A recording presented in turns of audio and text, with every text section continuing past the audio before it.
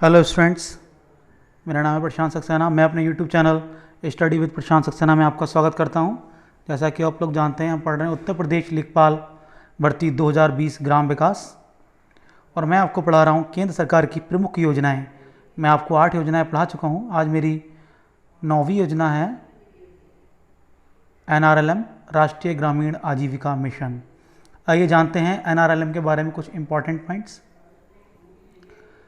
NRLM national rural livelihood mission, राष्ट्रीय ग्रामीण आजीविका मिशन, यह एक केंद्र सरकार की योजना है।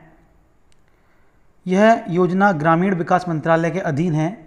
इस योजना का प्रारंभ 3 जून 2011 में मनमोहन सिंह जी ने किया था।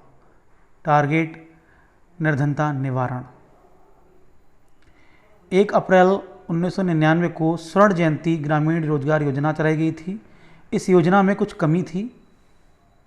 इस योजना को रीस्ट्रक्चर कर इसका नाम NRLM कर दिया गया। नवंबर 2015 में इस योजना का नाम दीनदयाल अंत्योदय योजना राष्ट्रीय ग्रामीण आजीविका मिशन किया गया। उद्देश्य, इस NRLM के उद्देश्य निर्धनता को समाप्त करना, गरीब लोगों को आर्थिक सहायता देना, उन्हें स्वरोजगार देना, महिला सशक्तिकरण, ग्रामीण मानव संसाधन का सदुपयोग करना, निर्धन गरीब असहाय लोगों को समाज की मुख्य धारा में जोड़ना, इसका अहम उद्देश्य रखा गया। टारगेट व्यक्ति महिलाएं, समाज के उपेक्षित लोग, SC/ST के लोग, विकलांग, भूमिहीन लोग, असक्षम, जो सक्षम होते हैं कुछ करने में, असक्षम जो कुछ कर नहीं सकते, मजदूर या प्रवासी मजदूर, अल्पसंख्यक, इन लोगों को टारगेट किया गया। वर्किंग सिस्टम, समूह और संघ बनाए गए। समूह, इसे कहते हैं स्वयं सहायता समूह। समूह में 10 से 15 महिलाएं होंगी, संघ में पुरुष भी शामिल होंगे।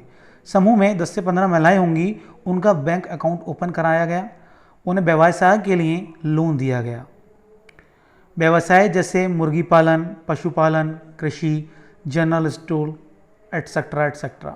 संघ में पुरुषों को भी शामिल किया जाएगा। अब बात आती है इसके बजट की, तो $5.1 मिलियन का लगभग बजट रखा गया, और इस योजना के लिए $1 बिलियन की सपोर्ट वर्ल्ड बैंक द्वारा दी गई। केंद्र और राज्य सरकार का योगदान, अर्थात इस सरकार में जो इस योजना में जो केंद्र और राज्य अपना अपना योगदान देंगी, जो वहन करेंगी खर्च को, वो 3:1 के अनुपात में होगा। अर्थात कुल व्यय का 75% केंद्र और 25% राज्य सरकार वहन करेगी। जो व्यक्ति इस योजना में आएंगे उन्हें स्वरोजगार कहा जाएगा, लाभार्थी नहीं कहा जाएगा। जैसा कि आप लोग जानते हैं, बाकी जितनी भी योजनाएं होती हैं, जो भी उस लोगों में शामिल होते हैं उनको हम लाभार्थी कहते हैं। लेकिन ऐसा कहा गया कि जो इस योजना में आएगा उसे लाभार्थी ना कह करके स्वरोजगार कहा जाएगा, क्योंकि वो उसको मोटिवेट किया जा रहा है ना रोजगार करने के लिए, ना कि उसे कुछ दिया नहीं जा रहा फ्री में, बल्कि लोन दिया जा रहा है, उसको अपना रोजगार करने के लिए मोटिवेट किया जा रहा है, सहायता दी जा रही है, तो उसे स्वरोजगार कहा जाएगा। योजना को सफल बनाने के लिए 5 सूत्र दिए गए। कौन सा? साप्ताहिक बैठक, साप्ताहिक बचत, आंतरिक लेन देन, नियमित भुगतान और सही हिसाब किताब। मीन्स अगर ये 5 चीज़ें नहीं होंगी तो नियमित रूप से आप बिजनेस नहीं कर सकेंगे। इसलिए ऐसी योजना बनाई गई, ये योजना अच्छे तरीके से काम कर सके, लोग अपना व्यवसाय सुचारू रूप से चला सकें। तो ये 5 सूत्र बताए गए कि साप्ताहिक बैठक, साप्ताहिक बचत, आंतरिक लेन देन, नियमित भुगतान और सही हिसाब किताब। NRLM की उपयोजनाएं, मैं 2 उपयोजनाएं बता रहा हूँ कौन कौन सी हैं। आजीविका ग्रामीण एक्सप्रेस योजना और महिला किसान सशक्तिकरण परियोजना, ये इसकी उपयोजनाएं हैं। NRLM मार्गदर्शन सिद्धांत, NRLM मार्गदर्शक सिद्धांत, गरीब लोगों में अपनी गरीबी मिटाने की मजबूत इच्छा शक्ति होती है और इसके लिए उनमें भरपूर क्षमताएं भी होती हैं।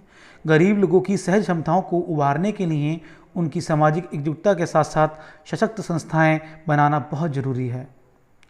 NRLM के तहत सभी गतिविधियों को संचालित करने वाले महत्वपूर्ण नैतिक मूल्य निम्न प्रकार हैं। कौन कौन से नैतिक मूल्य हैं? देखिए, समाज के अत्यंत गरीब लोगों को शामिल करना और सभी प्रतिक्रियाओं में उनकी सार्थक भूमिका फिक्स करना। योजना उनके क्रियान्वयन और निगरानी के सभी स्तरों पर गरीब लोगों को उनकी संस्थाओं का स्वामित्व और उनकी अहम भूमिका होना, सामुदायिक आत्मविश्वास और आत्मनिर्भरता होना। अगर आपको मेरा वीडियो पसंद आया तो लाइक और सब्सक्राइब करें। Thank you friends.